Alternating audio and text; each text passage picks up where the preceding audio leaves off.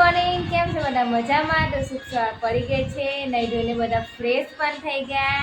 તો good morning Nilesh. Good morning. ઓહો, એકદમ આજે ફ્રેશ ગ્લો.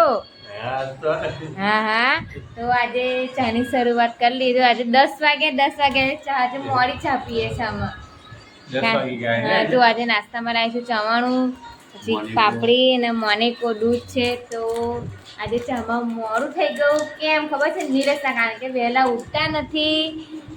મારે તો હું તો ક્યારની 7 વાગ્યાની નહીં ધોઈને બેસી જ રહીશું, પણ એ વહેલા ઉઠે તો ચા મૂકે ને. કઈ વાંધો નહીં, ચાલો આ મેચો પતે ત્યારે ને.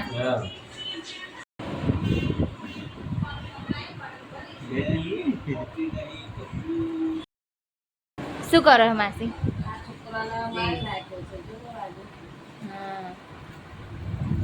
જુનાગઢમાં ને જુનાગઢમાં ફરવા જતા પહેલા હવે 10 વખત શું 1000 વખત વિચારવું પડે.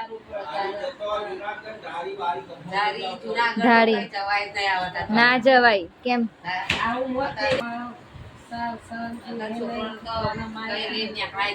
ના નીકળ્યા હતા તો ગુમ થઈ ગયો. ના એટલે એના કાકા એને લઈને ચડતા હતા અને પાછળથી પેલા સિંહે આવીને હુમલો કરી દીધો.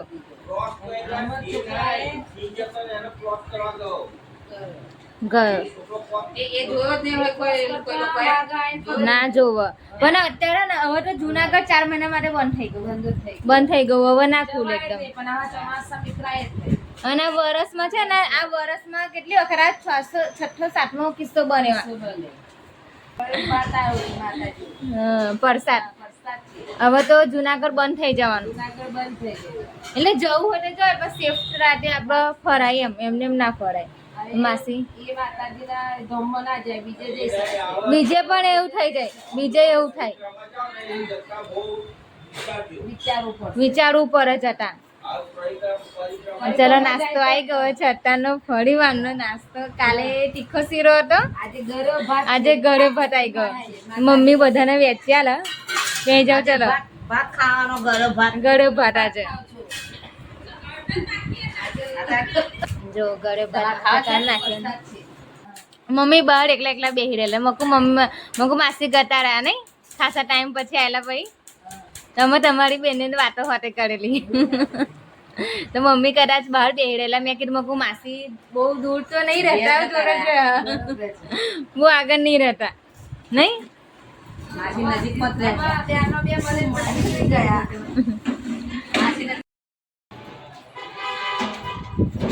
કાકી આ શું કરો છો?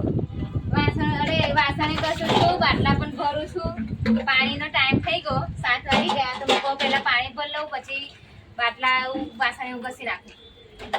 આજે જમવા હતા, મમ્મી જમવાનું બનાવે તો બહારનું કરી નાખું. બા કઈ ગઈ? બહાર છે બા. કારણ કે ખીચડી ઉભરાય ના એ જોજે પાછળ. તાર મમ્મી બજારમાં ગયા છે તો પૂછીને ગયા. કારણ કે મારે જોવા એવું ના હોય તો જોઈ લેજે. હું ફટાફટ બાટલા ભરી લઉં.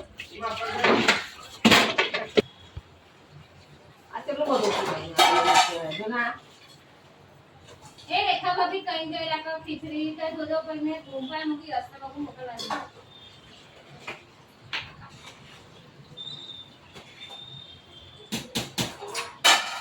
વધારે ઉભરે ગયું આપણે નાખી દેવું પડશે.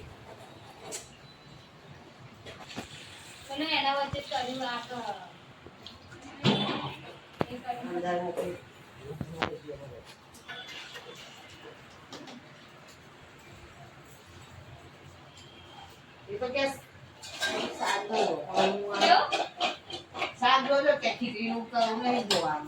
ખીચડી પણ કઈ ગયેલા લોકો ઉભરાય એટલે બોલાવું છે. મેં એક અલગ તો મેં હસને બૂમ પાડી.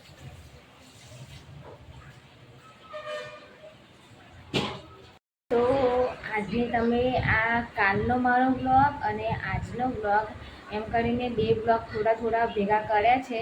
તમે બધા એવું કહેતા હશે કે કાલે બ્લોગ કેમ ના આવ્યો? તો કાલે કંઈક પ્રોબ્લેમ હતી એટલા માટે મારો બ્લોગ ના આવ્યો. અને કાલે પણ શૂટ નહીં થયું તો એટલા માટે આજે નાનકડો બ્લોગ છે.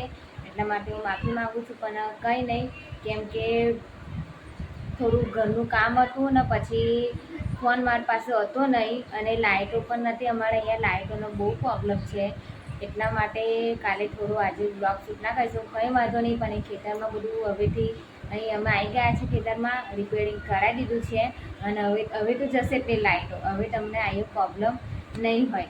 પણ 2 દિવસથી મારા જે બ્લોગ આવતા નથી અને બ્લોગ મારા શૂટ થતા નથી ને આજે તો સૌથી નાનો બ્લોગ છે, એટલા માટે પણ પ્લીઝ નાનો બ્લોગ છે ને તો પણ તમે જોજો. તો આ બ્લોગ તમને સારો લાગ્યો હોય તો લાઈક કરજો, શેર કરજો અને ફોલો કરવાનું તો ભૂલતા